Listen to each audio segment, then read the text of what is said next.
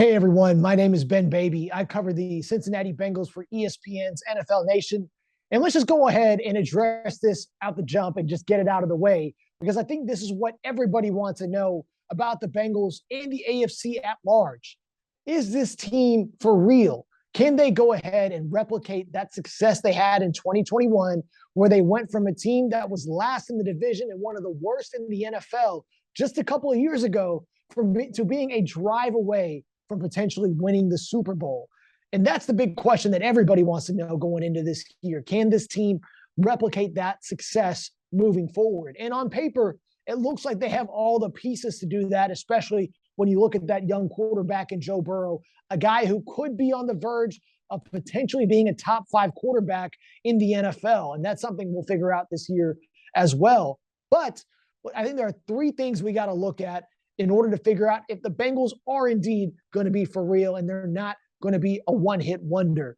And the first thing that we need to look at is the turnover margin. And I know that's something that coaches like to discuss a lot, and it's something that gets overlooked and isn't maybe as sexy as some of the other metrics that we see in the game. But, we talked to Bengals coach Zach Taylor, and I asked him in a press conference earlier this week, I said, if we're going to go ahead and look at one thing about this offense, what is the one metric that you think maybe is the most important? And he said protecting the football. And when you look at the context of what the Bengals did last year, I think it's easy to see why Taylor said that.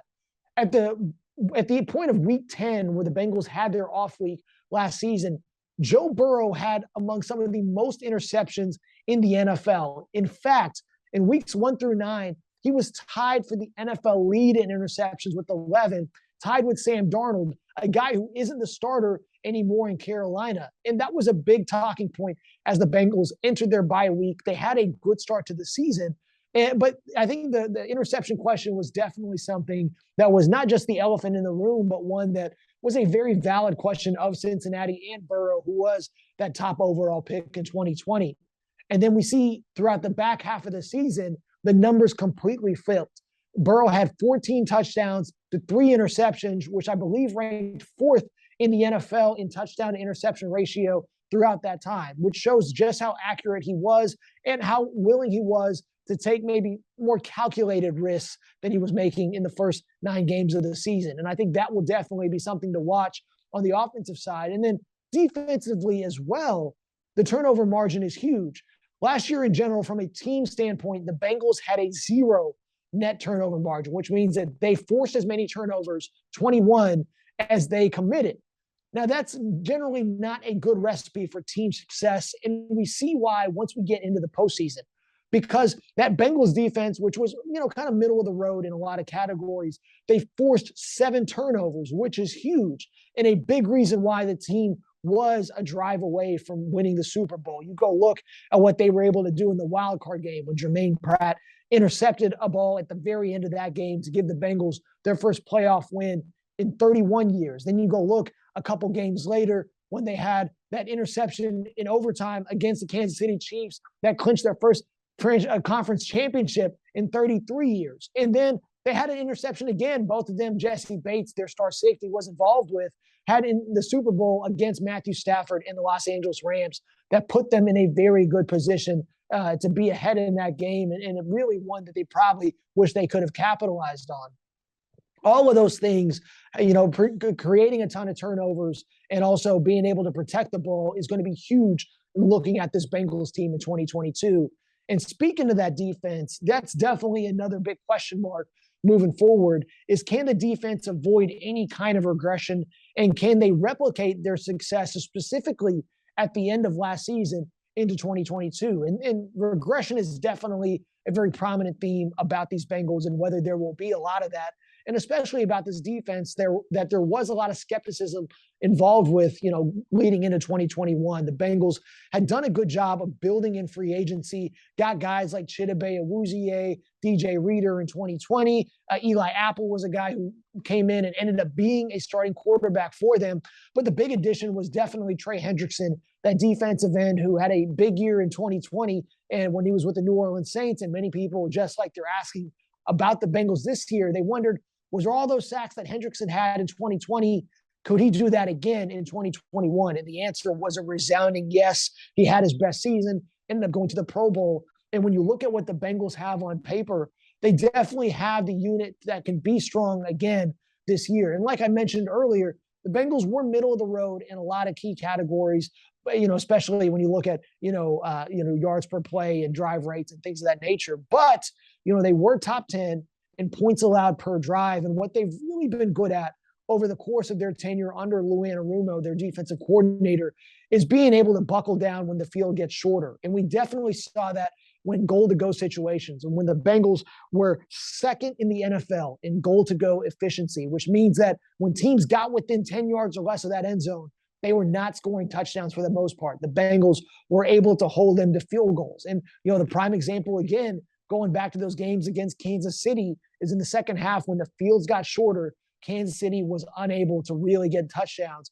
which is a big reason why the Bengals beat them in the regular season and then again at Arrowhead to win the AFC. And I asked Lou Anarumo about being able to create turnovers. I posed the same question to DJ Reader, the defensive tackle, who I think is low-key one of the better ones in the NFL at that position, even though he doesn't get a ton of sacks. And they pointed out that they feel that there is a lot of things that they do in terms of their practice routines, their habits, their drills, that can force turnovers again at the same rate that they did, especially at the back half of last season. Now, whether that all comes together remains to be seen.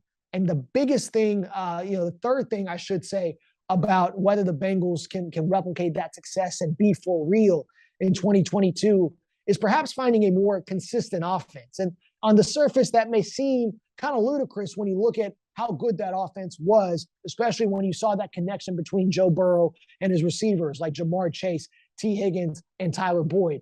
The Bengals wanted to be more explosive in 2021 after Burrow's rookie season, and they were definitely that. They led the NFL in yards per passing attempt, and it was not even close. The issue is are they going to be able to replicate the amount of big plays that they had? In other words, with defenses now looking to take away the big plays over the top, trying to contain Jamar Chase and T. Higgins from going vertical down the field, can the Bengals put together more sustained drives? And last season, we saw them kind of sputter throughout times offensively. In fact, they ranked 29th in plays per drive. And some of that can be a little convoluted because sometimes you're getting off the field quickly when you're scoring.